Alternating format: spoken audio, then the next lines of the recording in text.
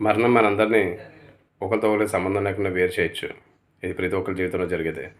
కానీ ఈరోజు ఏదైతే అహ్మదాబాద్ ఎయిర్పోర్ట్ నుంచి లండన్కి బయలుదేరిన ఎయిర్ ఇండియా విమానం 242 మంది ఉన్న విమానం ఏదైతే కొన్ని క్షణాల్లోనే బయలుదేరిన కొన్ని క్షణాల్లో ప్రజావాసాల మధ్యన నేల మీద పడిపోయి కూలిపోవడం, అందులోంచి మొత్తం అందరూ చనిపోవడం, ఆల్మోస్ట్ ఎంతమంది అన్నది ఎగ్జాక్ట్గా క్లారిటీగా తెలిసినా తెలియపోయినప్పటికీ ఆల్మోస్ట్ 90% చనిపోవడానికి మ్యాక్సిమం స్కోప్ ఉందని అంటున్నారు.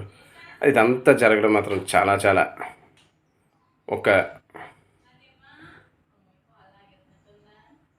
ఒక వ్యక్తిగా బాధను వ్యక్తపరచడానికి ప్రయత్నించడం, ఇదంతా సులువుగా ఉండినప్పటికీ కనిపించడానికి, కానీ అంతమంది చనిపోవడం మాత్రం చాలా చాలా బాధాకరం. అందులో భారతీయులు ఉన్నారు, లండన్ పౌరులు ఉన్నారు, ఇతర దేశాల పౌరులు ఉన్నారు, చాలామంది ఉన్నారు. ఇంతమంది వాళ్ళ గమ్యస్థానాలకే ఈరోజు మధ్యాహ్నం 1 గంట సంథింగ్ టైంకి స్టార్ట్ అయిన ఆ ఫ్లైట్ ఆల్మోస్ట్ సాయంత్రం 6:30 ఆ టైం కల్లా లండన్కి అయితే వెళ్ళిపోవాల్సిందే.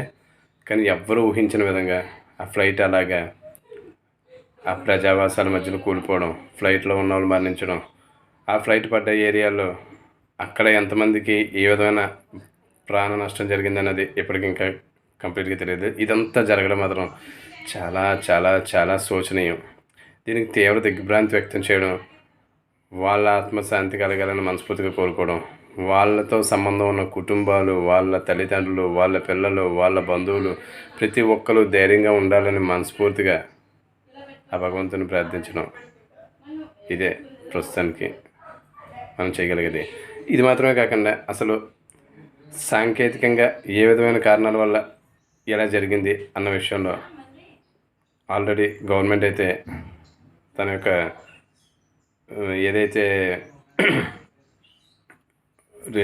దాని మీద దర్యాప్తు ఉన్నదో అది మొదలుపెట్టింది.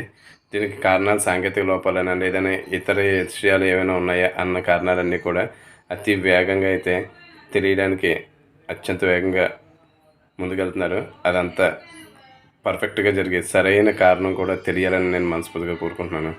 అలాగే ఆ మరణించిన వాళ్ళందరికీ కూడా మనస్ఫూర్తిగా ప్రగాఢ సానుభూతి తెలియజేస్తున్నాను. ఇంతే.